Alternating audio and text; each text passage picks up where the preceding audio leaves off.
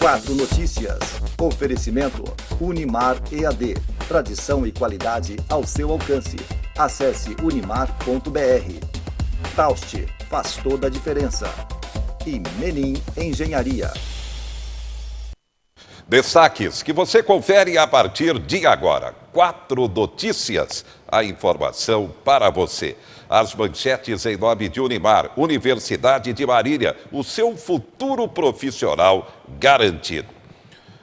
Coronavírus. O estado de São Paulo começa a ter transmissão comunitária e a Secretaria Estadual da Saúde prevê 45 mil casos nas próximas 4 semanas. Daqui a pouco você vai ter todas as informações. O presidente Bolsonaro fez exame para teste e resultado sai nesta sexta-feira. Motivo: o secretário de Comunicação está com a doença e integrou a comitiva presidencial que foi aos Estados Unidos. Servidores municipais se mobilizam, querem 10% de melhoria salarial. Daqui a pouco uma entrevista com o presidente do sindicato, José Paulino. Ele denuncia o prefeito Daniel virou as costas para o funcionalismo e principalmente para o sindicato.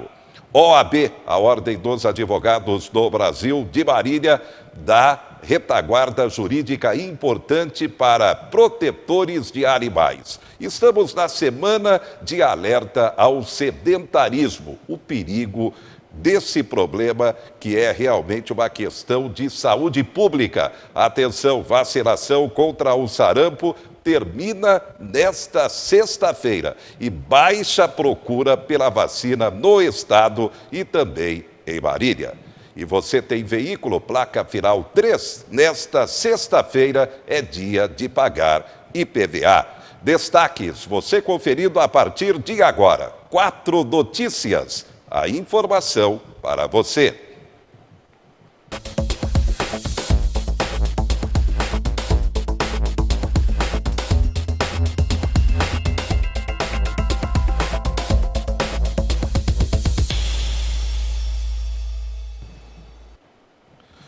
Dados atualizados do coronavírus no Brasil. Número oficial de casos, 77, sendo 46 no estado de São Paulo. O presidente Bolsonaro fez teste para a comprovação ou não da doença. Acontece que o secretário de Comunicação está com o coronavírus e integrou a comitiva presidencial que foi aos Estados Unidos. Aliás, todos os integrantes da comitiva fizeram o teste, o resultado deve sair nesta sexta-feira. E atenção, a informação que acaba de chegar, Estado de São Paulo contabiliza agora 46 casos confirmados do novo coronavírus.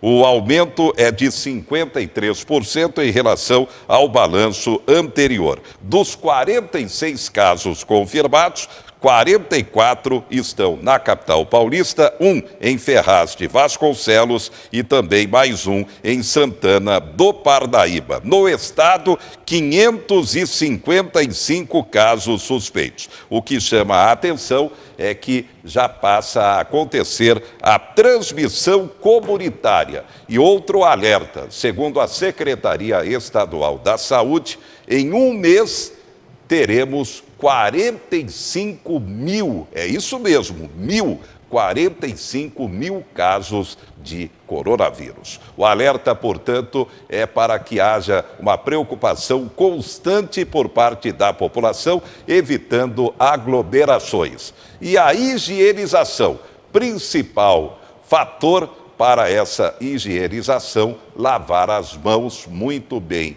lavadas de forma constante. E os sintomas do coronavírus? É preciso que a população tenha também ciência e tenha conhecimento do tema. Confira a matéria especial. principais sintomas do coronavírus são febre, né? No idoso menos, mas de uma maneira geral é febre, acompanhado de tosse, de coriza, de dor no corpo, de dor de cabeça. Esses seriam os principais sintomas do coronavírus, que não conseguimos distinguir do ponto de vista clínico de um vírus da influenza que causa a gripe. O período de incubação entre você ter contato com esse vírus e ter a doença varia de 2 até 14 dias na imensa maioria das vezes. A média para você adoecer é em torno do 5º ao 7º dia de contato. A pergunta que mais a gente quer resposta é: quando eu posso retirar alguém do isolamento que teve o coronavírus? Essa pergunta ainda não está muito clara. Tem estudos saindo agora mais recentes mostrando que o tempo de transmissibilidade, ou pelo menos o tempo que a gente pode detectar esse vírus em alguém que teve a doença, ela pode variar em média aí de 7 dias, um pouco mais curto, mas tem alguns pacientes que ele pode ser até mais longo do que isso.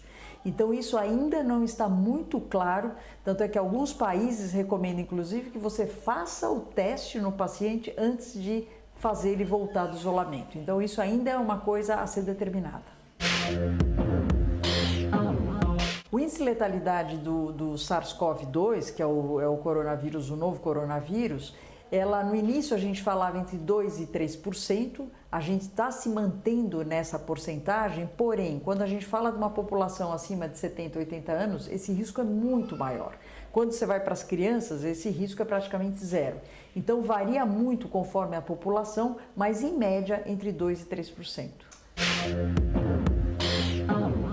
Se você tiver febre, sintoma respiratório e teve contato com algum caso confirmado ou suspeito do Covid-19, você deve fazer o seu teste.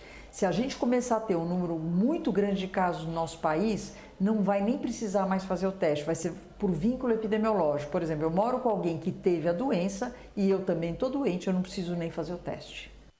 Tá aí. E São Paulo já começou a ter transmissão comunitária. Neste momento, 77 casos confirmados no Brasil e 46 no estado de São Paulo. O efeito na economia: Bolsa de Valores tem queda de 15%, maior tombo desde 98. O dólar passou de R$ 5,00 no dia, mas desacelera e fecha a R$ 4,78. E a expectativa, o resultado do teste do presidente Bolsonaro. Será que ele tem a contaminação, já que o secretário de Comunicação está com coronavírus e integrou a comitiva presidencial? O resultado do teste sai nesta sexta-feira. Vamos aguardar. Bem, importante a informação. OAB, Ordem dos Advogados do Brasil de Marília, agora tem a Comissão do Direito Animal. Estamos recebendo a presidente desta comissão, a doutora Giovana Pocher. Doutora Giovana, boa noite. Boa noite, é um prazer estar aqui, ainda mais falando sobre esse assunto que é de suma importância, tanto para os animais quanto para a população. Bem, falando sobre a comissão e basicamente o que prevê a legislação no direito animal. Seu comentário. Olha, a Comissão, de Direito Animal da OAB, ela foi criada exatamente para fazer valer a legislação de proteção animal. Porque existe legislações de proteção animal a nível federal, na Constituição Federal existe a proibição da crueldade animal, existe proteção animal a nível estadual, nós temos o Código de Bem-Estar Animal do Estado de São Paulo e também temos a nível municipal, que é o Código Zoossanitário, onde estão previstas as políticas públicas de castração, de conscientização sobre bem-estar animal, sobre o controle dos animais de grande porte, como, por exemplo, cavalos que trafegam na cidade. E a gente criou essa comissão exatamente para garantir que essas garantias legais sejam aplicadas na vida prática, que é algo que a gente raramente vê, Bem, a comissão acaba de ter uma reunião com representantes de ONGs e protetores de animais. O que foi debatido, doutora? Exatamente. Nós nos reunimos, né, fizemos um convite, na verdade, a toda a população, mas com enfoque a ONGs e protetores, para poder conversar sobre como está sendo aplicada a legislação de proteção animal na cidade de Marília. E nossa surpresa foi negativa, né? Infelizmente, quase todos os protetores e as ONGs presentes na reunião disseram que a legislação não está sendo aplicada. E mais do que isso, nós mostramos os artigos, né, do Código Zoossanitário, a forma como eles deveriam estar sendo cumpridos, e todos discordaram, falaram que nem tinham conhecimento, por exemplo, que no Código Zoossanitário havia previsão de que a Prefeitura distribuiria materiais didáticos para escolas de ensino médio ou fundamental, sobre a conscientização do bem-estar animal. Eles nem chegaram a ter conhecimento porque essas ações nunca foram colocadas em prática. Então, agora nós vamos analisar a ata da reunião, né, que foi feita com as ONGs e protetores independentes de Marília, e verificar qual vai ser a nossa atuação daqui para frente junto ao poder público da cidade para poder concretizar as garantias existentes. Afinal de contas, é uma questão não apenas de valorização dos animais, de proteção aos animais, como também de saúde pública. Não, doutora Giovana? Exatamente. Marília tem um grande descontrole, né, populacional de gatos e cachorros especificamente. E o cachorro, ele é um dos portadores de leishmaniose, que pode ser transmitido, inclusive, para seres humanos, né? E a leishmaniose é uma doença endêmica de Marília. Nós temos áreas já consideradas de risco, onde tem muitos casos de leishmaniose. Infelizmente, o que acontece, como é uma doença que o medicamento para tratamento do animal é muito caro, esses animais infectados geralmente são eutanasiados, né? Então, além da questão da crueldade com os animais, a gente está correndo risco de contágio de leishmaniose, sendo que esse problema seria facilmente resolvido através de uma política pública de castração e adoção desses animais que vivem nas ruas. Colocando uma coleira preventiva contra a picada do mosquito ou aplicando a vacinação de forma correta, a gente eliminaria esses casos de leishmaniose e não teria que chegar até a eutanásia do animal. E o tal canil, o canil municipal? Há muita reclamação, muitas denúncias temos com relação a isso. Sua análise juridicamente, doutora? Olha, nós não visitamos ainda nem o centro de zoonoses, né? E nem nós não temos um canil municipal especificamente. Nós temos o centro de zoonoses para onde são levados os animais doentes, e nós temos uma empresa terceirizada para recolher animais de rua que estão doentes ou que estejam causando algum incômodo à população, como, por exemplo, animais mordedores, né? E eles são levados para um sítio que não é da prefeitura, ele é dessa empresa particular.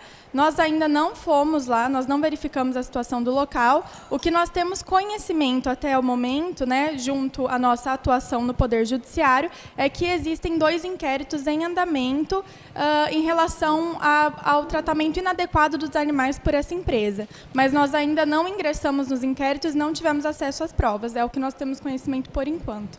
Como denunciar crimes em relação aos animais? O espaço é da senhora.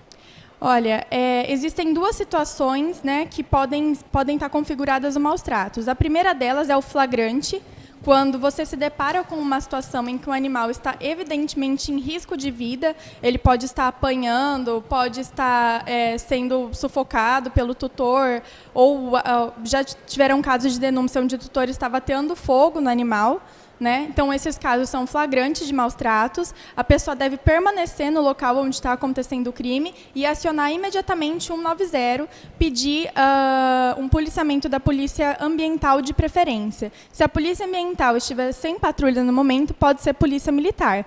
O maus tratos aos animais é um crime como qualquer outro, né? É um crime contra o meio ambiente, mas ele pode ser averiguado também pela polícia militar, não só pela polícia ambiental, e deve sim ser denunciado. E caso seja uma situação de tratamento inadequado de animais, como, por exemplo, você verifica que o seu vizinho deixa o seu cachorro preso na corrente durante o dia inteiro, você percebe o cachorro estressado, incomodado, aquela situação está incomodando todos ao redor, vocês podem proceder um registro de ocorrência junto à polícia ambiental lá no bosque, né, que assim que possível eles vão verificar a situação. Não necessariamente esse tipo de situação de tratamento inadequado, como, por exemplo, não fornecer alimentação ou água o suficiente suficiente para o animal, claro que a privação total vai ser um crime flagrante de maus-tratos, mas não em quantidade suficiente, pode ser que não configure o crime de maus-tratos, mas os policiais ambientais vão chegar até o local da ocorrência e vão orientar o tutor do animal a proceder da forma correta. E a reincidência do tratamento inadequado vai sim ocasionar o crime de maus-tratos. A importância da educação da população com relação a tudo isso. Importantíssimo, comentado pela doutora Giovana. A gente vai para um rápido intervalo. Daqui a pouco ela vai continuar falando sobre a importância dessa proteção aos animais e também saúde pública. Ainda, daqui a pouco você vai conferir. Estamos no Dia Mundial do Rim. A preocupação em relação às doenças renais. Você tem veículo, placa final 3, tem que pagar o IPVA nesta sexta-feira. E mais informações sobre o coronavírus. Destaques do momento.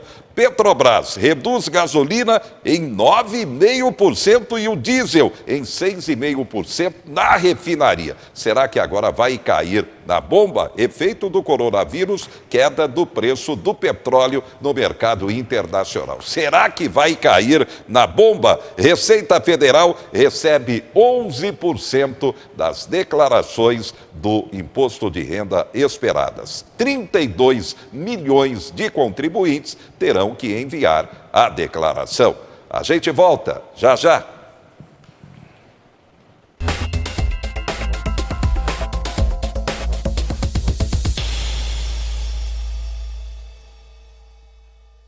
Você sabia que a Unimed tem uma central de relacionamento